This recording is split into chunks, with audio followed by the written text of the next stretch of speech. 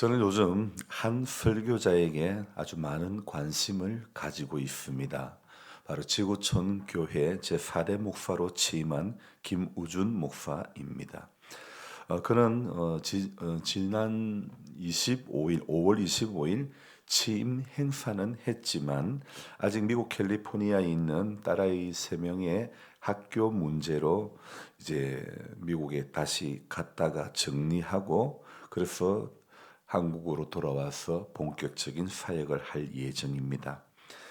얼마 전에 아시아 연합신학대학 교수님이 차세대 설교자로 김우준 목사님을 언급을 하였고 지구촌 교회의 이동훈 목사님 은퇴 이후에 후임 목회자 문제로 아주 교회가 홍역을 앓았던 그런 시간이 있었기 때문에 다음에 누가 올까 관심이 많았습니다. 그래서 몇 주 전부터 저는 김 목사님의 설교를 관심 있게 듣고 있었습니다. 그래서 이 지구촌 교회에 이렇게 오셔서 또 설교를 한 번 하셨고 그 취임식 때 그리고 취임 전이죠. 그날 취임식은 주일 6시인가 있었고 낮 예배 때 말씀을 이동원 목사님과 반반 나누어서 설교를 했던 것을 들었던 적이 있었고요. 그리고 그분의 그 설교를 제가 관심 있게 들으면서 이분이 설교를 시작할 때 도입을 어떻게 하며 본문의 내용을 또 어떻게 전개를 하고 어떻게 마무리를 지어가는가 유심히 제가 듣고 있는데요. 저는 이분이 참 대단하다고 여기는 것은 설교 원고를 전혀 보지 않고 이어 마이크를 귀에 붙이고 그리고 강단에서 조금씩 움직여 가면서 성도님들과의 눈맞춤을 너무 잘하시는 거예요.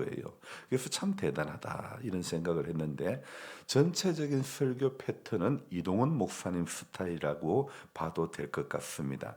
아직 한국에 완전히 들어오질 않았기 때문에 캘리포니아 토런스 좋은 교회 유튜브 영상을 보면서 이분에 대해서 제가 이 목사님은 어떤 분일까 조금씩 이렇게 알아가는 중인데요. 김 목사님의 설교의 특징이라고 하면 이분은 참 제목을 너무 잘 정한다는 것입니다. 우선 이 제목이 너무 신선하다는 거예요. 일반적인 스타일이 아니라 쉬우면서도 확실한 메시지를 던지는 그런 제목이라고 생각이 들어서 제가 이분이 설교 제목을 정하는 것을 배우면서 또 많은 것을 배우게 됩니다. 한때 이동원 목사님 설교에 매료되었던 적이 있었던 저로서는 김우준 목사님의 그 설교 패턴을 보면서도 배우는 것이 있지만 제가 그를 높이 평가하는 것은 그는 자신이 전할 메시지를 아주 머릿속에 잘 정리하여 원고 없이 깔끔하게 전달하기 때문입니다. 저는 이 분당 우리 교회 이찬수 목사님 설교도 많이 들어보았는데 그 이후에 최근에 어떤 설교자에게도 저는 관심을 가져보지를 않았는데 이분이 제가 설교자로서 관심을 가지게 하고 또 도전을 받게 해주어서 참 너무 감사했습니다. 이제 우리가 사복음서 읽기를 막바지에 들어왔는데요. 지난주일 설교 가운데 제가 이런 말씀 드렸죠. 베드로가 했던 말, 나는 결코 버리지 않겠나이다. 그렇게 장담했던 베드로가 결국엔 닭이 울기 전에 예수님 3번 부인하고 말았죠. 오늘 이 마가복음 우리가 읽었던 15장 앞에 14장 71절을 한번 볼까요? 같이 14장 71절 그러나 베드로가 저주하며 맹세하되 나는 너희가 말하는 이 사람을 알지 못하노라 하니 자 나는 결코 주님 버리지 않겠다. 나는 결코 버리지 않겠다고 했던 그 베드로였지 않습니까? 그런데 오늘 14장 71절에 의하면 베드로가 저주하며 맹세하되 버리지 않겠다고 했던 그 사람이 저주하며 맹세하며 말하기를 어떤 말을 합니까? 나는 너희가 말하는 이 사람을 알지 못하노라. 자, 그렇게 저주하며 맹세하기까지 했죠.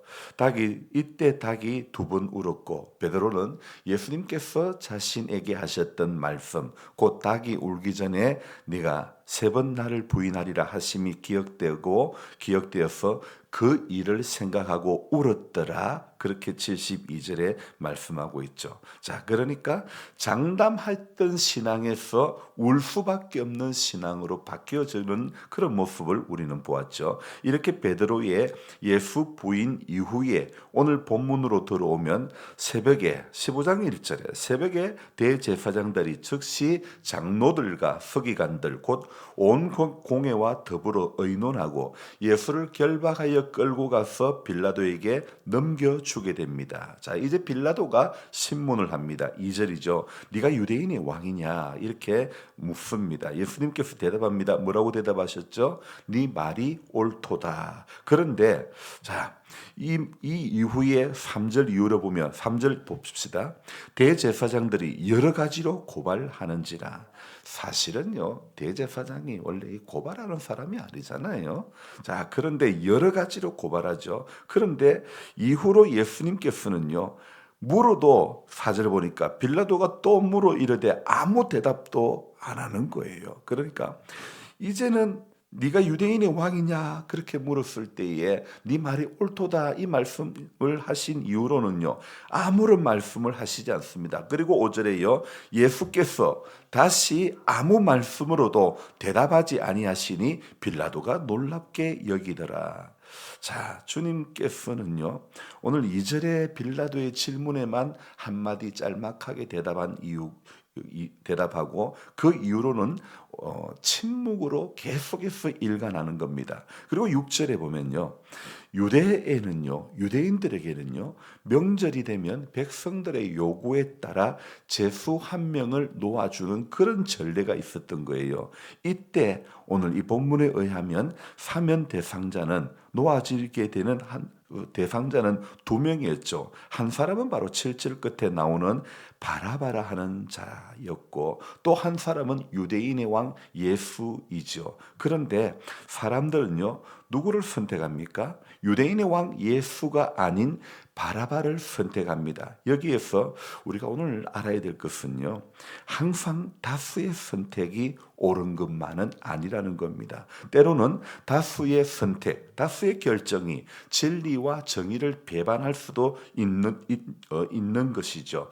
예수를 신문하는 빌라도는 예수님에게 이 사람은 사형을 언도할 만큼 그런 죄가 없다는 것을 알고 있었죠. 그래서 빌라도는 유월절 관례에 따라 그 전례에 따라 제수 한 명을 사면할 것을 선택하는 선택권을 무리에게 주었던 거죠. 사람들은 그 무리에게 주었을 때에 사람들은 살인했던 바라바를 이렇게 사면해달라 그러고 예수님은 십자가에 못 박으라고 외칩니다. 이에 빌라도는 정치적인 압박과 사람들의 외침에 결국 자신의 안위를 우선시하는 그런 선택을 하고 맙니다. 그래서 15절 말씀에 이 말씀이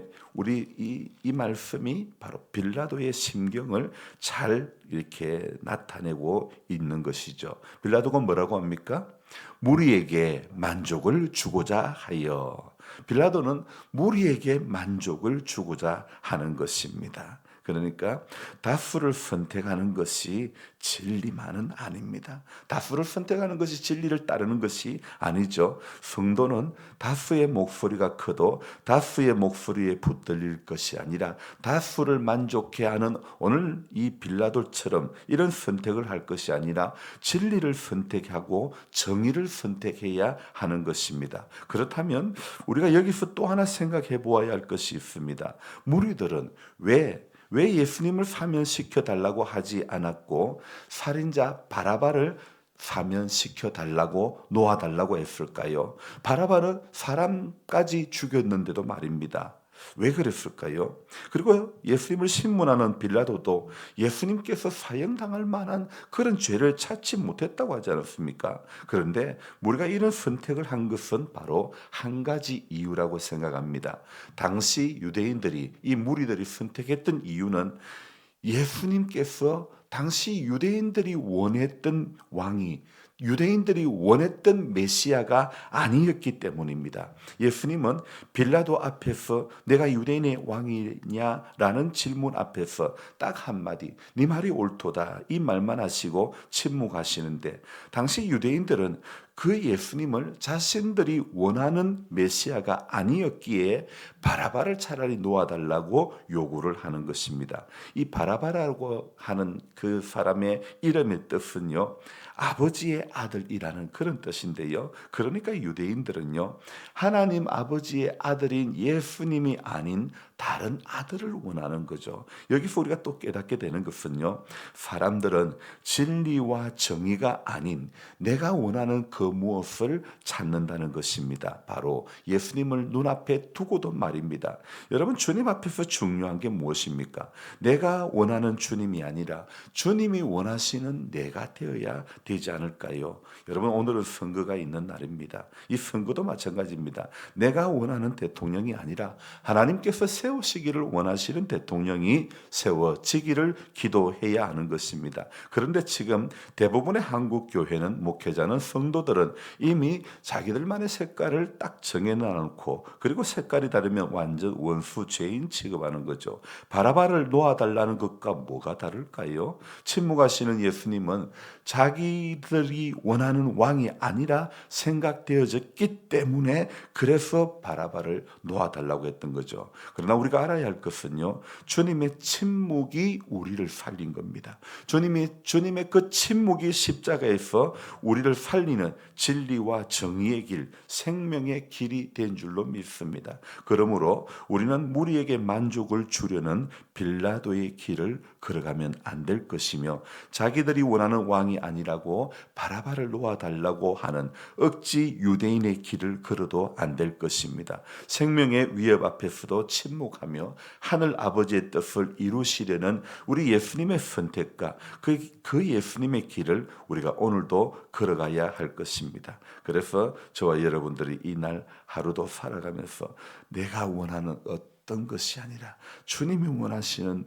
내가 되기를 오늘도 기도해야 될 것입니다. 정말 나라와 민족을 위해서 기도로 정말 더 많이 해야 될 것 같습니다.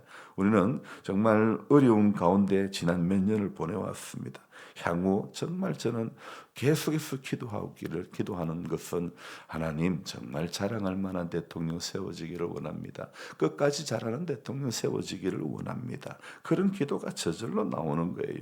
그래서 저와 여러분들이 하나님 앞에 오늘도 정말 기도하면서 정말 새롭게 꾸며질 정부가 하나님 앞에 정말 합당하게 잘 감당할 수 있는 그런 무리를 만족해 하는 어떤 선택이 아니라 정말 진리와 정의의 편에 설 수 있는 그런 이 새로운 정부가 들어설 수 있기를 주님의 이름으로 축복하며 기도합니다. 기도하겠습니다. 좋으신 하나님 아버지, 오늘 무리가 선택했던 길, 또 바라바가 선택했던 길, 우리는 이 두 선택을 보면서 우리가 다시 한번 생각해 보아야 할 것입니다. 아무리 사람이 많이 의견을 내고 한다더라도 정말 성도가 가야 할 길은 진리와 정의의 편이라는 것을 다시 한번 깨닫습니다. 무리들이 예수님을 십자가에 못 박게 하고 바라바를 놓아달라고 했던 것은 예수님에게서, 예수님이 침묵하시고 아무 말씀하지 않으실 때에 그들은 유대인의 왕이 정말 정치적인 왕으로 오기를, 예수께서 정치적인 왕으로 오셔서 완전히 세상을 바꾸기만을 바랬던 것을 우리는 기억합니다. 주님은 이 땅에 정치적으로 완전히 세상을 바꾸기 위해서 오신 것이 아니라 죄인된 우리를 살리기 위해서 주님은 침묵하시며 십자가에 죽으시기 위해서 오신 줄로 믿습니다.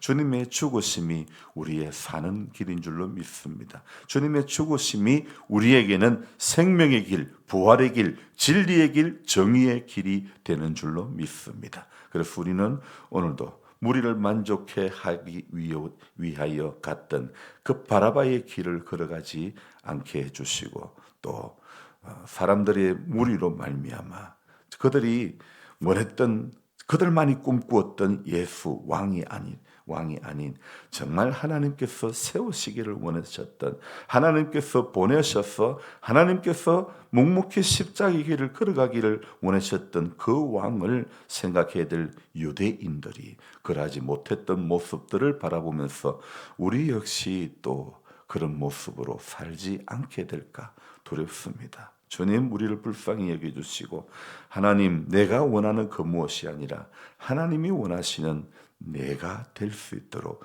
우리 교회가 될 수 있도록, 우리 가정이 될 수 있도록 우리 하나님 도와주옵소서. 하나님 아버지, 나누어졌던 이 나라를 불쌍히 여겨주시고 마음과 생각을, 방향을 한쪽으로 붙들어 주시고, 주님, 정말 어려운 경제 상황입니다.